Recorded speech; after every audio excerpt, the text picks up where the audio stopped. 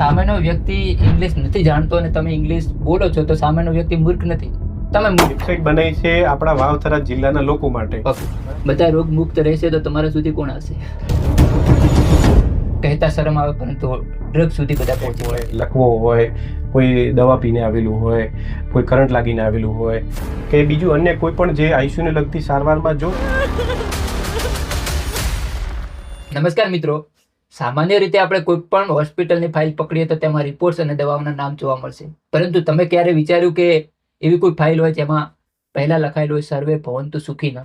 મારી સાથે એવા ડૉક્ટર સાહેબ છે જેમણે ફક્ત સ્ટેથોસ્કોપ જ નથી પકડ્યો, કલમ પણ પકડે છે. તેઓ દર્દીઓને ફક્ત દવા નથી આપતા, કરુણા નામની પુસ્તિકા પણ આપે છે. જેમણે મેડિકલ લાઇનમાં અભ્યાસ કર્યો હોવા છતાં પણ પોતાનું સંપૂર્ણ નોલેજ તેમજ વેબસાઇટ પણ ગુજરાતીમાં રાખે છે. આજે મારી સાથે છે થરાદ તાલુકાના કરુણા હોસ્પિટલના ડૉક્ટર કલ્પેશભાઈ જે ચૌધરી, એમડી મેડિસિન. સાહેબ, આપનું હાર્દિક હાર્દિક સ્વાગત છે. આભાર. હું સાહેબને અમુક જે જબરજસ્ત વાતો છે એ તમારી સાથે શેર કરવાનો છું અને પોતાનું જે કામ છે એ અહીંયા તમારી સામે પડ્યું છે. એક તો પોતાની કરુણા નામની બુક છે એના વિશે આપણે વાતો કરવાની છે, અને હું જે ફાઇલની વાત કરું એ આ જ ફાઇલ છે એની વાત. અને એક પોતે જે કેલેન્ડર છપાયું છે એ પણ બાકીના જે ડૉક્ટર સાહેબ કે બાકીના કોઈ પણ બિઝનેસમેન કરતા હોય એના કરતાં આની અંદર કંઈક નવું છે. અને ચોથી જે વાત કરવાની છે એ પોતાની વેબસાઇટને લઈને. એ વેબસાઇટ તમે અહીંયા સ્કેન કરશો તો એ બધું તમને ત્યાંથી જોવા મળી જશે. એટલે હું સ્કેનરનો ફોટો પણ અપલોડ કરી દઈશ વિડીયોની સાથે સાથે. તો સાહેબ, પહેલાં તો હું તમને એ વાત કરીશ કે તમે જે આ બુક બનાવી છે બહુ જબરજસ્ત છે. મેં પણ પૂરેપૂરી રીડ કરી છે. અહીંયા બુકને આમ જોઈએ તો એક ઉપર તમે લખ્યું કે કરુણાની શક્તિ, એમાં નીચે લખેલું છે કે કરુણાથી ભરેલો સંવાદ વધુ ખુલ્લો અને પ્રામાણિક હોય છે. ખરેખર વાત સાચી છે. તો પહેલા તો હું તમને સાહેબ એ કહીશ કે તમે કરુણા નામ શા માટે રાખ્યું? આપણે શાસ્ત્રીજી અમારા હિતેશભાઈ શાસ્ત્રી સાહેબની સલાહ લીધેલી. એમણે કીધું કે હું તમને એક સારા નામનું લિસ્ટ આપું છું, એમાંથી તમે નામ પસંદ કરો. તો એ લિસ્ટમાં મેં મારા પરિવારમાં મૂક્યું, તો એમાંથી બધા પરિવારના સદસ્યોને કરુણા શબ્દ સૌથી વધારે પસંદ આવ્યો. તો નામ બધાએ સજેસ્ટ કર્યું, તો અમે એની અંદર ઊંડો રિસર્ચ કર્યો કે કરુણા એટલે શું. જનરલી આપણને એક એવું હોય કે કરુણા એટલે દયા, પણ જ્યારે વધુ ને વધુ અંદર ઊંડા ઉતરતા ગયા ત્યારે ખ્યાલ આવ્યો કે કરુણા એ માત્ર દયા નથી, પણ દયાથી પણ ઉપર જઈને જે આપણે કોઈ કાર્ય કરીએ છીએ, જ્યારે આપણને દયાની લાગણી જન્મે છે અને એ જ લાગણી જન્મ્યા પછી આપણે જે કોઈ કાર્ય કરીએ છીએ, કોઈની તકલીફ દૂર કરવા માટે જે કરીએ છીએ કાર્ય, એ એટલે કરુણા. તો જે આ ડૉક્ટર અને દર્દીના સંબંધની વચ્ચે કરુણા એક એવો ભાવ છે કે જે દરેક ડૉક્ટર પોતાના જીવનમાં ઉતારે અને દર્દી સમક્ષ એ ભાવ રજૂ કરે, તો એનાથી વધારે સારું દર્દી અને એના પરિવાર માટે કંઈ પણ ના હોઈ શકે. વાહ, બહુ મસ્ત વાત કરી. મેં પણ આખી બુક વાંચી છે. તેમાં કરુણાનું તો સ્પષ્ટ લખેલું છે કે દયા એટલે તમે કોઈ પણ માણસ હોય કે ચાહે કોઈ પણ પશુ પક્ષી હોય તો તમે બસ દયા કરી શકો, અરે યાર મને પીડા થાય છે. પરંતુ કરુણા એટલે ફક્ત દયા નથી કરવાની, તેની સેવા પણ કરવાની છે. એટલે આ બુકમાં બધું લખેલું. તમારા સુધી પણ આ બુક પહોંચશે. તમે સાહેબની આવી હોસ્પિટલની મુલાકાત લેશો તો ચોક્કસથી. સાહેબ, બીજો એક મારો તમને પ્રશ્ન છે કે કરુણા નામની પુસ્તિકા લખતી વખતે તમે ડૉક્ટર હતા કે સામાન્ય માણસ? હું કરુણા એક એવો ભાવ છે જે વર્ષોથી આપણી ભારતીય સંસ્કૃતિમાં વણાયેલો છે. ક્યાંક ને ક્યાંક એ વ્યવહારિક જીવનમાં જોવા પણ મળતો હોય છે. ચોક્કસ. ક્યાંક ને ક્યાંક અત્યારના આધુનિક જમાનામાં એ ભૂલાઈ પણ ગયો છે. તો જે પૌરાણિક જમાનાથી લઈને અત્યાર સુધીના જે પણ ઘટના પ્રસંગો હોય તેનું સંકલન કરીને મેં આ પુસ્તકની અંદર કરુણાનો ઉલ્લેખ કર્યો છે. તો એમાં મેં કોઈ પણ વસ્તુ જ્યારે તમારે રજૂ કરવી હોય છે ત્યારે તમારે કોઈ આમ આદમી સામાન્ય માણસની જેમ થિંક કરવું પડે, એમના વચ્ચે રહેવું પડે અને એમની સામે રજૂ કરવું પડે છે. તો ચોક્કસ મેં આ પુસ્તક લખતી વખતે કોઈ ડૉક્ટરનો કે એવા ઉપરીપણાનો ભાવ નથી રાખેલો. જેટલું સરળ અને જેટલું પણ નિર્મળ બનીને જે આ પુસ્તક લખી શકાય એ વિશે મેં આ કરુણા વિશે લખ્યું છે. ચોક્કસ સાહેબ, 100% તમે ડૉક્ટર એ સમય નહીં હો, કેમ કે ડૉક્ટર હોત તો તમે કદાચ એ બધા શબ્દો આની અંદર એડ કર્યા હોત, પરંતુ તમે એક સામાન્ય માણસ પણ સમજી શકે એ રીતની ભાષા એડ કરી લે. ભલે તમારી પાસે ડિગ્રી છે પરંતુ એ સમયે તમે ડિગ્રીનો યુઝ નથી કર્યો. બીજું કે સાહેબ, આ બુક વિશે તો વાત નથી કરતો, પરંતુ આવનારા ભવિષ્યમાં શું તમે કોઈ નવી બુક પણ લખશો કે તમે પોતે સંપાદન કરશો, આવી કોઈ ઈચ્છા ખરી? જી, જે રીતે મારો પહેલેથી જ એક સકારાત્મક અભિગમ રહ્યો છે કે હું કોઈ પણ પરિસ્થિતિમાં કોઈ પણ ઘટના સાથે હકારાત્મકતાને જોડું છું કે કોઈ પણ ગંભીર પરિસ્થિતિ હોય એમાં પણ વધારેમાં વધારે પોઝિટિવ શું વિચારી શકાય, શું કરી શકાય. તો જે રીતે કરુણા એક પોઝિટિવ ભાવ છે એ રીતે મારો ફ્યુચરમાં પ્લાન રહેશે કે હું એવા સકારાત્મક અને હકારાત્મક જે વિચાર હોય, જે ભાવ હોય એને આપણા સમાજ તરફ હું લખી શકું. ચોક્કસ સાહેબ, તમારી બુક મારા હાથમાં છે અને તમારી સેવા પણ મેં જોઈ. મારા પિતાજી પણ તમારી પ્રશંસા કરતા હતા જ્યારે તમે સંજીવની હોસ્પિટલની અંદર સેવા આપી રહ્યા હતા. તમે 3 વર્ષ કદાચ ત્યાં સેવા આપી છે અને તમારું કામ ત્યાં બોલતું હતું, ત્યાં તમારી કરુણા પણ બોલતી હતી. એટલે સંજીવનીનો જે એ તમારો આખો અનુભવ છે એ કેવો રહ્યો? પ્રકાશભાઈ સાહેબ છે એ બહુ જબરજસ્ત છે અને તમે પણ ત્યાં એવું જ કામ કર્યું. પ્રકાશભાઈની ગેરહાજરીમાં પણ લોકોને એવું સહેજ પણ મહેસૂસ ના થયું કે સાહેબ હાજર નથી. એટલે એ કામ પણ તમારું બેસ્ટ હતું ને હવે તો તમે પોતાની અલગ હોસ્પિટલ ઊભી કરી છે તો લોકોની લાગણી તો ઓટોમેટિક ત્યાં જોડાવાની. તો એ સાહેબ સાથેનો અનુભવ કેવો રહ્યો, લોકો સાથેનો વ્યવહાર કેવો રહ્યો એ પણ થોડું જણાવશો. મેં મારો અભ્યાસ government medical college civil hospital Jamnagar કર્યો. ત્યાંથી પછી મેં મારો આગળનો અભ્યાસ MD મેડિસિન તરીકે રાજકોટ સિવિલ ખાતે કર્યો. એના પછી મેં 1 વર્ષ આપણી રેફરલ હોસ્પિટલ ખાતે મારી સેવાઓ આપી થરાદની અંદર. પછી જે રીતે આપણે કમિટમેન્ટ કહેવાય કે આપણે કોઈને એક વચન આપીએ છીએ કામ માટે, તો ડૉક્ટર આપણે પ્રકાશભાઈને ઉચ્ચ અભ્યાસ માટે આગળ જવાનું હોવાથી એમને મને વાત કરેલી કે હું ઉચ્ચ અભ્યાસનો સમયગાળા દરમિયાન તમે મારી જે હોસ્પિટલ છે સંજીવની હોસ્પિટલ એમાં તમે સેવા આપો અને ખભેથી ખભો મિલાવો મારો, કે જેથી કરીને હું મારો ઉચ્ચ અભ્યાસ પૂર્ણ કરી શકું. તો એ કમિટમેન્ટના ભાગરૂપે મેં 3 વર્ષ સાહેબની એબ્સન્સમાં મેં કામ કર્યું. ત્યારે મને ઘણા બધા નવા અનુભવો થયા, નવી ચેલેન્જીસ મારી સામે આવી. સરકારી હોસ્પિટલમાં જનરલી કેવું હોય કે પેશન્ટ સારવાર માટે સામેથી આવતો છે. જ્યારે પ્રાઇવેટ આપણે કોઈ સેક્ટરમાં કામ કરતા હોઈએ ત્યારે પેશન્ટને આપણે આપણા સુધી મેન્ટેન કરવા માટે, એમને સાચવવા માટે તમે એમની જોડેથી પૈસા ફી ચાર્જ કરતા હો, તેમ છતાં જ્યારે એ તમને 200 રૂપિયા 400 રૂપિયા જે પણ કેસ ફી હોય એ આપીને તમારા સુધી આવે છે, એ મેં ત્યાંથી શીખ્યું કે કઈ રીતે આપણે આપણા દર્દીને સંપૂર્ણ ન્યાય આપી શકીએ, એમને સંતોષ આપી શકીએ, ક્યાંય એમની સેવા સારવારમાં કચાશ ન રહે. એના માટે વધુમાં વધુ આપણે કઈ રીતે પ્રયત્ન કરી શકીએ એ હું ચોક્કસ સંજીવનીમાંથી શીખ્યો છું. હા, એટલે પ્રકાશભાઈ સાહેબનું પણ બહુ જબરજસ્ત કામ છે અને આમ તો હવે જોઈએ તો થરાદની બધી હોસ્પિટલોનું કામ બહુ સારું છે. એટલે થરાદ માટે ગર્વની અને ખરેખર આનંદની પળ કહેવાય, કેમ કે એક તો જિલ્લો પણ જાહેર થઈ ગયો છે અને દિન પ્રતિદિન બધી હોસ્પિટલના જે પણ ડોક્ટર છે એ પેશન્ટને બહુ સારી રીતે ટ્રીટ કરી રહ્યા. એટલે આ ખરેખર બહુ સારું કહેવાય સાહેબ. થરાદ જિલ્લા માટે ખૂબ હેલ્થ સેક્ટર બાબતે ખૂબ સારી સુવિધા ઉપલબ્ધ છે. દરેક વિભાગના સ્પેશિયાલિસ્ટ ડૉક્ટર હાજર મળી રહે છે. સુપર સ્પેશિયાલિસ્ટ ડૉક્ટર પણ વિઝિટ ખાતે આવી રહ્યા છે. દરેક હોસ્પિટલો એકબીજા સાથે ટ્યુનિંગથી કામ કરી રહી છે કે કોઈ દર્દીને ક્યાંક અગવડ પડે, ડૉક્ટર સાહેબને જરૂર લાગે તો બીજા ડૉક્ટરની હેલ્પ લઈ અને એ રીતે સંકલન સાધીને બધા એકબીજા સાથે કામ કરી રહ્યા છે. તેમજ પ્રાઇવેટ હોસ્પિટલો ગવર્મેન્ટ હોસ્પિટલ સાથે પણ સંકલન સાધીને એટલી જ મજબૂતાઈથી કામ કરી રહી છે.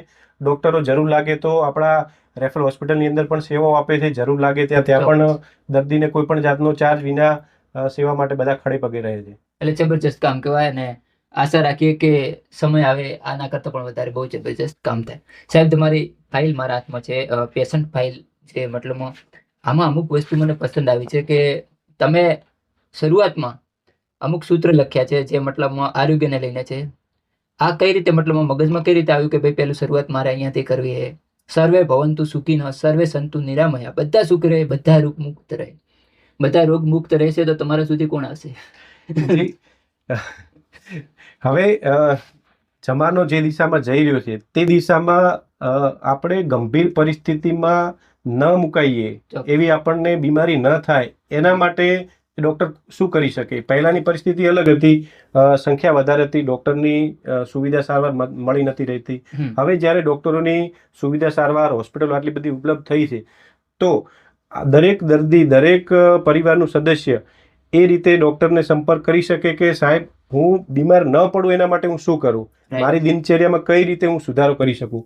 તો એના માટે પણ હવે દર્દી કે સ્વસ્થ વ્યક્તિ ડૉક્ટર જોડે આવતા થયા છે કે સર મોટી ગંભીર બીમારી થાય અને અમે સારવાર લઈએ તો તકલીફ પણ વધારે પડે, ખર્ચ પણ વધારે લાગે.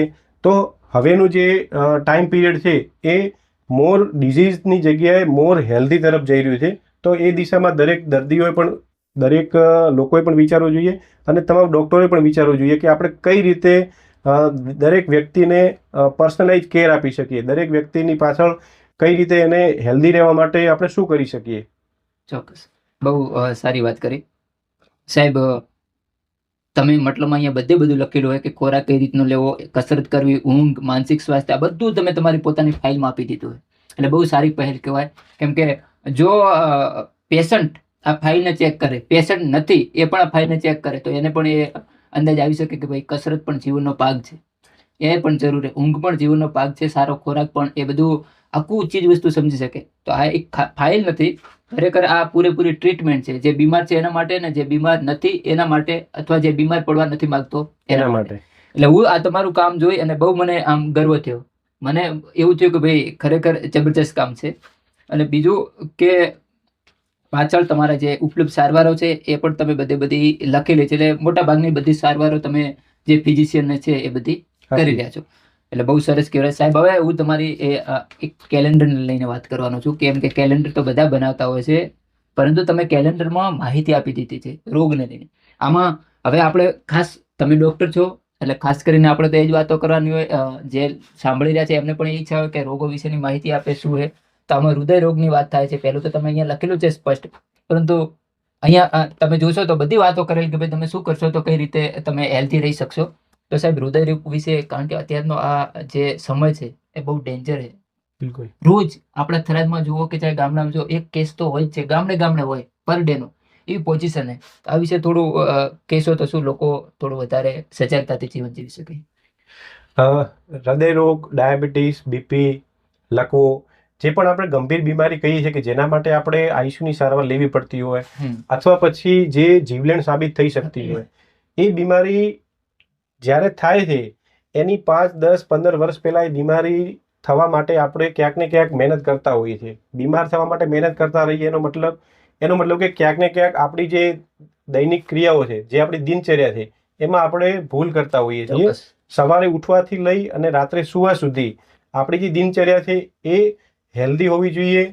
કોઈ પણ સારો ખોરાક, પૂરતી ઊંઘ, શરીરને પૂરતી કસરત, સારા વિચારો, આનંદમય જીવન, ચિંતામુક્ત જીવન, અને સ્ટ્રેસ અને આપણા સોશિયલ મીડિયાના જે માધ્યમમાં જે આપણે જોઈએ છીએ તો એનાથી થોડુંક દૂર હટીને નેચરલ જીવન તરફ આપણે પાછા વળવું પડશે. તો ક્યાંક ને ક્યાંક આપણે ભવિષ્યમાં આ બધી બીમારીથી બચી શકીશું. ચોક્કસ. હૃદય રોગમાં સાહેબે સ્પષ્ટ અહીંયા લખેલું છે કે બચવાના ઉપાયો, વ્યસનથી દૂર રહેવું.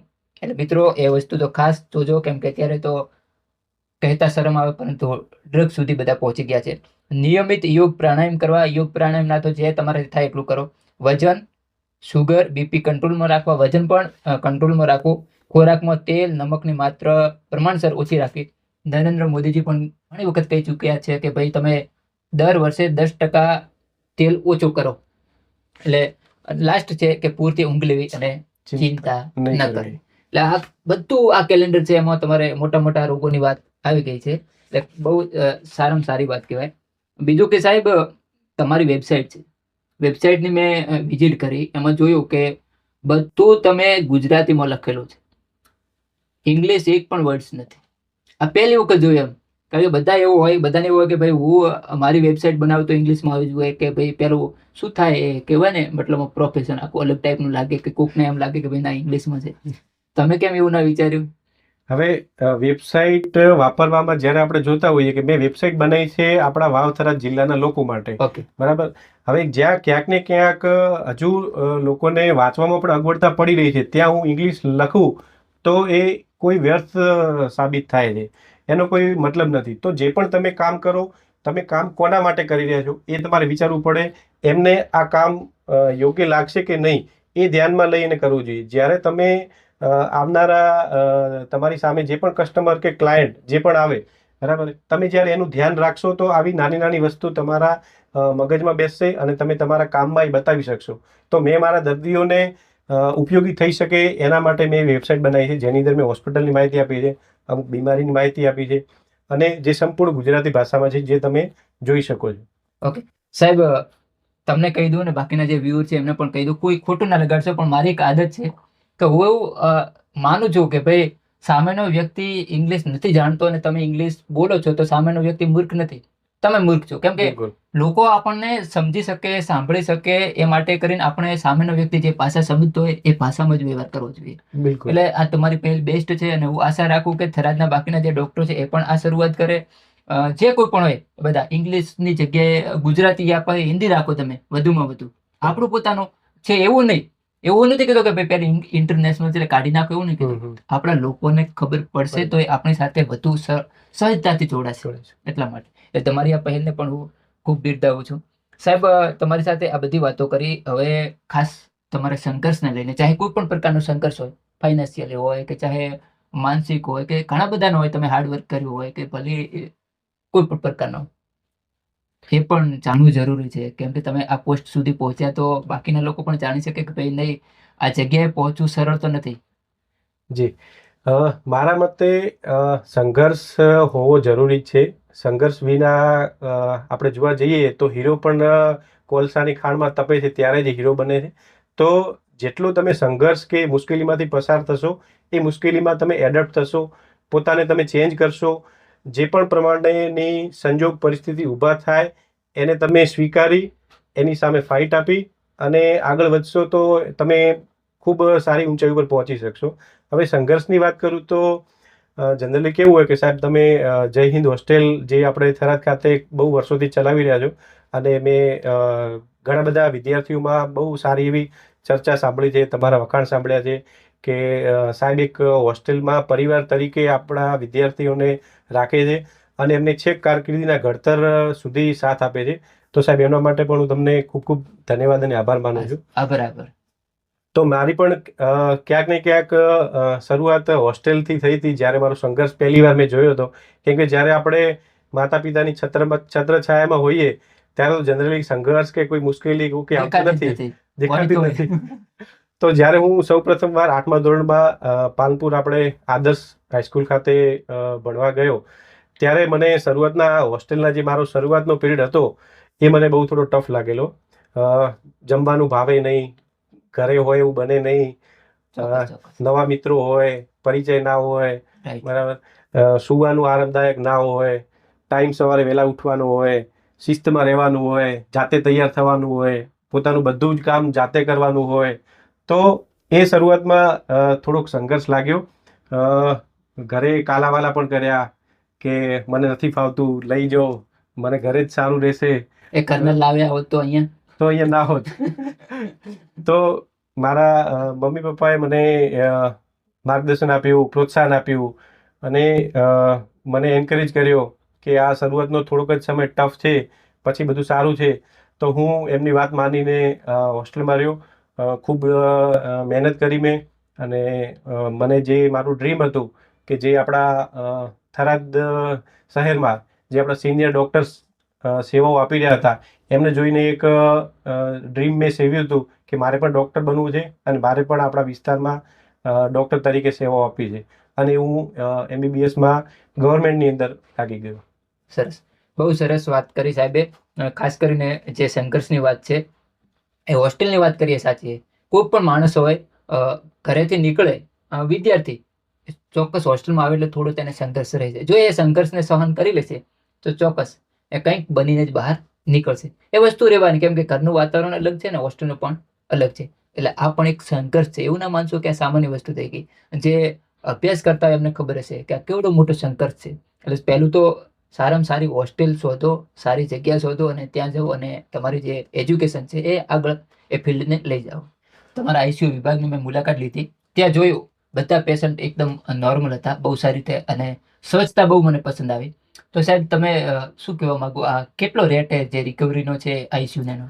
જી, ICUમાં જનરલી જોવા જઈએ તો જે પણ ગંભીર પરિસ્થિતિમાં દર્દી હોય, જો એ શરૂઆતના તબક્કામાં આવે છે તો તેમાં 90 થી 95% રિકવરીનો દર આપણે કહી શકીએ. કોઈ પણ ધારો કે એટેક હોય, લકવો હોય, કોઈ દવા પીને આવેલું હોય, કોઈ કરંટ લાગીને આવેલું હોય કે બીજું અન્ય કોઈ પણ જે આઈસીયુને લગતી સારવારમાં જો દર્દી શરૂઆતના કલાકોમાં આવી જાય છે, કોઈ પણ જાતની અંધશ્રદ્ધામાં રહેતા નથી, તો એનો રિકવરી રેટ ચોક્કસ સારો હોય છે. પછી જ્યારે એ દર્દ જ્યારે ગંભીર બની જાય, શરીરમાં જ્યારે ફેલાઈ જાય, 1, 2 કે 3 અંગને જ્યારે અસર કરે, ત્યારે તેની રિકવરી લેવામાં ચોક્કસ મુશ્કેલી પડતી હોય છે. અચ્છા, મતલબ આઈસીયુમાં જે છે એમાંથી ડરવાની જરૂર નથી, સમયસર સારવારની જરૂર છે. સમયસર જો તમે સમયસર આવી જશો તો 90 થી 95% તમારી બિલકુલ સમયસર સારવારથી, ઝડપી નિદાનથી, ઝડપી દવાઓથી, આધુનિક અત્યારે એટલી આપણે જોડે ટેકનોલોજી છે, એટલી હેલ્થ ફેસિલિટી છે જે 10 વર્ષ પહેલા નથી. કે કોઈ પણ નાના સેન્ટરમાં જ્યારે કોઈ પણ મોટી બીમારી લાગે તો એના નિદાન માટે સારવાર ના હોય. જો નિદાન ના થાય તો એની પ્રાથમિક સારવાર પણ શું આપવી એ નક્કી કરવું મુશ્કેલ થઈ જતું હતું. હવે જ્યારે આપણે આપણા થરાદ સેન્ટરની જ વાત કરીએ તો જે પણ ક્રિટિકલ કેસીસ જે હોય છે એને લગતી જીવન રક્ષકની દરેક પ્રકારની સાધન સુવિધાઓ અને ડૉક્ટર હોસ્પિટલ થરાદમાં આજે અવેલેબલ છે. તો ચોક્કસ એનો આપણને લાભ મળે. પણ મેં કીધું એમ, જ્યારે દર્દ જણાય ત્યારે વિના સંકોચે એક વખત ચોક્કસ તમારા સારા ફેમિલી ડૉક્ટર હોય એમનો સંપર્ક કરવો જરૂરી છે. જો ડૉક્ટરને લાગશે તો જ અમુક રિપોર્ટો કરાવશે, તો જ અમુક દવાઓ કરાવશે, તો જ જરૂર હશે તો જ દાખલ થવાનું કહેશે. નહીંતર હું નથી માનતો કે કોઈ ડૉક્ટર કે કોઈ હોસ્પિટલ કારણ વગર દર્દીને દાખલ કરતી હોય અથવા વધારાની સારવાર આપતી હોય. ચોક્કસ. એટલે મિત્રો એક વાત તો ખાસ ધ્યાનમાં લેજો કે આઈસીયુથી ડરવાનું નથી, સમયસર સારવાર લેવાનું છે. કેમ કે સાહેબે કહી દીધું કે અંધશ્રદ્ધા ન હોવી જોઈએ અને 90 થી 95% તો રિકવરીના ચાન્સ છે. સાહેબ, કરુણા નામની હોસ્પિટલ એન્ડ આઈસીયુ તમે જે ઊભું કર્યું એ લગભગ આજના દિવસને ઉમેરી લઈએ તેમ છતાં પણ 1.5 મહિનો પૂરો થતો નથી. તો આટલું ફાસ્ટ કામ કઈ રીતે કર્યું? અડચણ ઘણી બધી આવી છે વચ્ચે. કેમ કે અડચણ આવી એટલે મેં જ્યારે સાહેબ ઉચ્ચ અભ્યાસથી પાછા આવ્યા ત્યારે મેં હોસ્પિટલ બનાવવાનો ડિસિઝન લીધો. તો લગભગ 3 મહિનાના ગાળાની અંદર જગ્યા નક્કી કરવી, જગ્યા માટે મંજૂરી લેવી, જરૂરી ખરીદી કરવી, કન્સ્ટ્રક્શન રિલેટેડ કામ કરવું, સ્ટાફને તૈયાર કરવો અને જોડે જોડે મારું સંજીવની હોસ્પિટલમાં કામ તો ચાલુ જ હતું. તે ઉપરાંત ઓપનિંગની તૈયારી કરવી, પત્રિકાઓ છાપવી, પત્રિકા આપવી, આ બધું કામ 3 મહિનાની અંદર કર્યું. તો મારા મતે ટીમ વર્ક ખૂબ જ જરૂરી છે. મારી જોડે અમારા બનેવી ડૉક્ટર વિશાલભાઈ, ફાર્માસિસ્ટમાં ભરતભાઈ તેમજ લેબોરેટરીમાં અંકિતભાઈ છે. એમણે મને કંધેથી કંધો મિલાવી અને મારી જોડે કામ કર્યું. ઓન પેપર, ઓન ગ્રાઉન્ડ, જ્યાં પણ જરૂર લાગે ત્યાં મારું કામ કર્યું. અને બીજી વસ્તુ છે મેનેજમેન્ટ. સમય સાથે દરેક લોકોએ શીખવું જોઈએ. તમે કોઈ પણ પ્રોફેશનમાં હો, તમે સ્ટુડન્ટ હો, તમે કોઈ પણ પ્રોફેશનમાં હો, મેનેજમેન્ટ જેટલું તમારું સારું હશે એટલા તમે તમારા પ્રોફેશનમાં આગળ વધી શકશો. ઓછા ટાઈમમાં કઈ રીતે વધુ વર્ક કરી શકાય, કઈ રીતે લોકોની હેલ્પ લઈ શકાય, તો એ આપણે મેનેજમેન્ટથી શીખી શકીશું અને એ અનુભવથી આવશે. ચોક્કસ 100%. સાહેબ, કોલેજનો સમયગાળો કેવો રહ્યો? શું શીખ્યા? અને કેમ કે ઘણા બધા વિદ્યાર્થીઓ અત્યારે મોટા ભાગે વાવથરાદમાંથી તો એમબીબીએસમાં સારા પ્રમાણમાં જઈ રહ્યા છે. એમને પણ એ અનુભવ શેર કરો તો એ પણ શીખી શકે. એમની સાથે કોઈ મુશ્કેલી પડતી હોય તો એ પણ એનો ઉપાય જાણી શકે. હા, સૌથી પહેલો મુશ્કેલી જે આપણે ગુજરાતી મીડિયમમાં ભણતા હોઈએ એમને મુશ્કેલી તો ના કહેવાય પણ ડર કહેવાય કે જ્યારે લગભગ મોટાભાગની કોલેજો જે જોઈએ છે એમાં હવે ઇંગ્લિશ મીડિયમ સિલેબસ એનરોલ થતો જાય છે. હાયર અભ્યાસ માટે આપણે લગભગ ટેક્સ્ટ બુક જે પણ હોય એ ઇંગ્લિશમાં આવે, પેપર ઇંગ્લિશમાં આવે. તો ઇંગ્લિશ મારી દ્રષ્ટિએ ગુજરાતી કરતાં સરળ ભાષા છે. એને સમજવી, એને યાદ રાખવી ઇંગ્લિશમાં ઇઝી પડે છે એઝ કમ્પેર્ડ ટુ ગુજરાતી. તો ક્યાંક ને ક્યાંક આપણને એક્સપોઝર નથી થયો, આપણે એ લેંગ્વેજના ટચમાં નથી આવ્યા. પણ એક વખત આપણે આ બેરિયરને ક્રોસ કરીશું, જ્યારે આપણે આ ડર હટાવી દઈશું તો 50% કામ આપણું ત્યાં જ સરળ થઈ જાય છે. અને જ્યારે એને ચેલેન્જ તરીકે નહીં પણ કંઈક નવું શીખવાનું એ રીતે આપણે જો જોઈશું તો એ આપણા માટે બેરિયર નહીં બને, લેંગ્વેજ બેરિયર નહીં બની શકે. તે જ રીતે કોલેજ એક એવું પ્લેટફોર્મ છે કે જ્યાં તમે સ્ટુડન્ટની સાથે સાથે તમારી કારકિર્દીમાં પણ આગળ વધી રહ્યા હો છો. તો એ પ્લેટફોર્મ ઉપર તમારે માત્ર પુસ્તકીય જ્ઞાન નહીં પણ વ્યવહારિક જ્ઞાન પણ એ સમયે તમારે શીખવાનું હોય છે. કઈ રીતે લોકો જોડે કોમ્યુનિકેટ કરવું, અત્યારે માર્કેટમાં શું ચાલી રહ્યું છે, લોકોને શેની વધારે જરૂર પડી રહી છે, આપણે કઈ દિશામાં આગળ વધી રહ્યા છીએ. આ તો પ્રોફેશનમાં છે જ, પણ એમાં આપણે આપણી જે પણ સંખ્યા જોઈએ કોમ્યુનિટીની, ધારો કે એક સાથે 1000 ડૉક્ટર તૈયાર થઈ રહ્યા હોય, તો આપણે એ 1000 ડૉક્ટરોમાં શ્રેષ્ઠ 10-20 ડૉક્ટરની અંદર સ્થાન મેળવવા માટે આપણે શું અલગ કરી શકીએ, કઈ રીતે વધારે ને વધારે આપણે લોકોની સેવા આપવા માટે શું કરી શકીએ, આપણા વિસ્તારના લોકોને શું જરૂર છે, દેશના લોકોને અત્યારે શેની જરૂર છે. તો જો આ જે પણ સમયની માંગને જે સમજી શકે એ જ વ્યક્તિ આગળ વધી શકે. બાકી રૂટીન પહેલાં જેવું નથી રહ્યું. પહેલાં ડિગ્રીનું મહત્ત્વ હતું, હવે ડિગ્રીની જગ્યાએ એની સાથે સાથે ક્વોલિટી વર્ક એટલું જ મેટર કરે છે, સ્માર્ટ વર્ક એટલું જરૂરી છે. તમે વ્યક્તિની નીડને સમજી શકો, એને શું જરૂરિયાત છે, એ જરૂરિયાત સંતોષવા તમે કેટલું આપી શકો છો, તમારો સમય કેટલો ફાળવી શકો છો, એ વધારે મેટર કરે છે. તો લોકોને શું અત્યારે જોઈ રહ્યું છે એ તમારે જોવું પડે. માત્ર ડિગ્રી મેળવવા માટે કોલેજમાં જવાથી કે ડિગ્રી મેળવીને કોલેજમાંથી આવવાથી પૂરું થતું નથી. જમાનો હતો જ્યારે આપણે પ્રોફેશનલ લોકોની કમી હતી, ત્યારે ડેફિનેટલી કે એક ડિગ્રી હોય તો આપણને એક ગવર્મેન્ટ જોબ મળી જાય અને આપણું કામ થઈ જતું હતું. પણ હવે માત્ર ડિગ્રીથી નથી ચાલવાનું. હવે ડિગ્રી ઉપરાંત આપણે કંઈક ને કંઈક એની અંદર જમાનાની જરૂરિયાત પ્રમાણે, અત્યારે જમાનો બદલાઈ રહ્યો છે, લોકોની માંગ વધી રહી છે, લોકો હવે વધુ સુરક્ષિત, વધુ સ્વસ્થ રહેવા માગે છે, વધુ લાંબુ જીવવા માગે છે.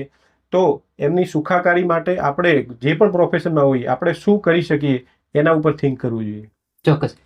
સાહેબ, તમારી હોસ્પિટલનું નામ છે કરુણા, બુકનું નામ છે કરુણા. બસ એ રીતે તમારા જે બુકમાંથી પણ કરુણા જ છલકે, કેમ કે આટલી બધી વાતો અંદર કરુણા હોય તો જ આવે. એટલે બીજું તો મિત્રો, ખાસ સાહેબની વાતો મને બહુ ગમી, કેમ કે સાહેબે જે વાતો કરી કે લોકોની નીડને સમજવી પડશે. તમે કોઈ પણ બિઝનેસ કરતા હો, કોઈ પણ કાર્ય કરતા હો, એ લોકોને ફાયદો થાય એ રીતે તો તમારે કરવું જ પડશે. ભલે સાઈડ ઇન્કમ તમારી જે મતલબ એનો જે મેઇન પર્પઝ તમારો પૈસાનો હોય કે ચાહે કોઈ પણ હોય, પરંતુ કંઈક ને કંઈક અંદર કંઈક તો લોકોનો ફાયદો થાય એવું કાર્ય તો કરવું જ પડશે. હું અહીંયા હોસ્ટેલ લઈને બેઠો, લાઇબ્રેરી લઈને બેઠો, તો એ તો હોવું જ જોઈએ કે ભાઈ લોકોને વધારે ફાયદો થાય માટે. સેમ તમે કરી અને બાકીના લોકો પણ આવું બધું કરશે એવી આશા રાખીએ. સાહેબ, હવે ખાસ વાત કે અત્યારે જે મતલબમાં લોકો આપણે જોઈએ ચારે બાજુ જે બીમાર વધુ પડી રહ્યા, બધી બાજુ કંઈક ને કંઈક આની અંદર એડિક્શન અસર કરે. બિલકુલ. એડિક્શન તરત જ દિમાગને શાંત કરી દે, દિમાગને ખુશ રાખે, પણ એ ક્ષણિક હોય છે. કોઈ પણ વસ્તુ જે ક્ષણિક હોય એનું સેવન કે એ આપણે ન કરવું જોઈએ. જે વસ્તુ કાયમી હોય, પરમનન્ટ હોય, લોંગ ટાઈમ આપણને ફાયદો આપી શકે એ તમે કરી શકો છો. માની લો કે તમે યોગ કરતા હો તો એનો તમને આનંદ પૂરા દિવસ રહે છે. તમારે કોઈ પણ જાતનું વ્યસન કરવું પડતું હોતું નથી. તમે અડધો કલાક સારી કસરત કરો, શરીરની અંદર એવા હોર્મોન્સ પેદા થશે જે તમને આખો દિવસ ફ્રેશ રાખશે, રિલેક્સ રાખશે, તમારા દિમાગને શાંત રાખશે, ખુશ રાખશે. તો આપણે જ્યારે પણ કોઈ પરિસ્થિતિમાં હોઈએ ત્યારે બે પાસા ઉપર વિચારવાનું, હકારાત્મક અને નકારાત્મક. શું કરવા જેવું છે અને શું નથી કરવાનું, આ બંને ઉપર આપણે જ્યારે વિચાર કરીશું ત્યારે આપણને સાચો રસ્તો ખ્યાલ આવશે. જે વસ્તુ શોર્ટ ટાઈમની હોય, જે કોઈ પણ વસ્તુ હોય, વ્યસન હોય કે કોઈ પણ વસ્તુ હોય, જે ટેમ્પરરી હોય એનું કોઈ ભવિષ્ય લાંબુ હોતું નથી અને આપણે એની પાછળ દોડવાનું નથી હોતું. આપણો ધ્યેય શું છે, આપણો ગોલ શું છે, સારી વસ્તુ શું છે કે જે કરવાથી આપણને ફાયદો થશે, આપણી જોડે રહેતા લોકોને ફાયદો થશે અને લોકોને પણ એ દિશામાં આપણે જાગૃત કરતા રહેવું જોઈએ. ઓકે, તમે ગોલની વાત કરી કે ગોલ શું હોવો જોઈએ. ગોલ, લક્ષ્ય જે એચીવ કરો, એમાં તમે શું માનો હોય? હાર્ડવર્ક, સ્માર્ટ વર્ક કે પછી લક? ત્રણેય. દરેક વસ્તુ હોવી જોઈએ. હાર્ડવર્ક એટલે કે આપણે જે કામ કરવા માંગીએ છીએ એના પાછળ કેટલા કટિબદ્ધ છીએ, બરાબર. આપણું ફોકસ આપણા હાર્ડવર્કના લીધે જ સચવાઈ રહેશે. જો આપણે હાર્ડવર્ક નહીં કરીએ તો માત્ર ને માત્ર સ્માર્ટ વર્ક કે લક કામ નહીં કરે. એ જ રીતે સ્માર્ટ વર્ક જરૂરી છે. હાર્ડવર્ક દરેક લોકો કરીએ છીએ આ જમાનામાં, પણ કોણ એની અંદર સ્માર્ટ વર્કને એડ કરે છે? કોઈ ઓછા ટાઈમમાં વધુ સારું કામ કરે છે. પ્રોડક્ટિવિટી જે આપણે કહીએ છીએ કે ઓછા ટાઈમમાં એક જ સિલેબસ છે સ્ટુડન્ટ્સને, 12 મહિનાનું વર્ષ છે, 12 મહિના દરેક ક્લાસની અંદર દરેક સ્ટુડન્ટ એને અભ્યાસ કરી રહ્યો છે, સેમ સમય મળે છે. તેમ છતાં એ ઓછા સમયમાં કોઈ વિદ્યાર્થી ટોપ કરે છે, જ્યારે કોઈ વિદ્યાર્થી ઓછા માર્ક્સ લાવે છે. ઓછા માર્ક્સ આવવા એ કઈ નાસીપાસ થવાની વસ્તુ નથી. હમ. આપણે ચોક કરી દઈએ. હા. દરેકની કુદરતી શક્તિ અલગ હોય છે, દરેકની પ્રકૃતિ અલગ હોય છે, રુચિ અલગ હોઈ શકે. ચોક્કસ. પણ એક જનરલી વાત છે, તો હાર્ડવર્ક સાથે સ્માર્ટવર્ક જરૂરી છે અને ક્યાંક લક પણ જરૂરી છે. પણ લક તો જ સાથ આપશે જો તમે સ્માર્ટલી હાર્ડવર્ક કરેલું હશે. રાઈટ. આ બહુ ટોપિક તમે ધ્યાનમાં રાખજો. એકલા લકના ભરોસે બેસજો નહીં, કેમ કે પોલીસની એક્ઝામ પણ આવવાની છે અને બાકીની ઘણી બધી કોમ્પિટેટિવ એક્ઝામ પણ આવે છે. તો ચોક્કસ એમાં હાર્ડવર્ક અને સ્માર્ટ વર્ક એ બહુ જરૂરી છે. બીજું કે સાહેબ, દરેક માણસને પહોંચે, ગુજરાતના દરેક માણસ સુધી પહોંચે એવો કોઈ સંદેશ તમે આપવા માંગતા હો, જેનો મતલબ એ ફાયદો થાય એવું કંઈ લોકો માટે? હવે બહુ ઓછા શબ્દોમાં, ઓછા વાક્યમાં કહું તો કરુણા. કરુણા એટલે એક એવો ભાવ, એક એવી લાગણી જે સામેવાળી વ્યક્તિની તકલીફને સમજે છે, એ તકલીફને દૂર કરવા માટે કંઈક ને કંઈક કરે છે. ભલે એ વ્યક્તિ હોય, એ કોઈ પશુ પંખી હોય, એ આપણું પર્યાવરણ હોય અને દુનિયા હોય. તો જ્યારે કોઈ પણ પ્રોફેશનમાં રહેલો માણસ કરુણાના ભાવથી, એક સેવાના ભાવથી, સ્વાર્થ સાથે પરમાર્થ, બરાબર, પૈસા તો છે જ, પૈસા કમાવાના જ છો. તમે જો સારું કામ, સાચું કામ, સારી નીતિથી કરતા હશો તો લોકો આપશે. તો લોકો આપશે જ, બરાબર, ભગવાન તમારો સાથ આપશે જ. પણ જો તમારો ભાવ જેટલો વધુ સારો હશે તો એટલા વધુ લોકોને તમે તમારી સેવા પૂરી પાડશો અને લોકોને પણ એ સંદેશ તમે આગળ આપશો કે એ પણ પોતાના જીવનમાં આ કરુણાનો ભાવ વિકસાવે અને બીજાને પણ કરુણામય બનાવે. તો મને નથી લાગતું કે દુનિયામાં જે પ્રમાણેનું વાતાવરણ ઊભું થઈ રહ્યું છે, કોમ્પિટિશન વાળું કે મારપીટ વાળું, વ્યસનના રવાડે ચડવા વાળું, એ નાબૂદ થઈ જશે. ચોક્કસ. કરુણા એક જ શબ્દ એવો છે કે જેના કારણે તમે બધું ખતમ કરી શકો. અને સાહેબે વાત કરીએ, આના કારણે મોટો ફાયદો એ થશે કે તમે રાત્રે નીંદર જે હશે એ બહુ સારી રીતે લઈ શકશો કરુણાના કારણે. આશા રાખીએ કે આ બધું તમે બહુ સારી રીતે સાંભળ્યું છે અને તમારા જીવનમાં પણ આનો ઉપયોગ કરશો. મિત્રો, આ પોડકાસ્ટ રિલેટિવ કોઈ પણ સવાલ હોય તો તમે કોમેન્ટ બોક્સમાં લખી શકો છો. અમે ચોક્કસ તેનો જવાબ આપવાનો પ્રયાસ કરીશું. સાહેબ, તમે અહીંયા સુધી આવ્યા એ બદલ તમારો ખૂબ ખૂબ આભાર. જય હિન્દ. જય હિન્દ.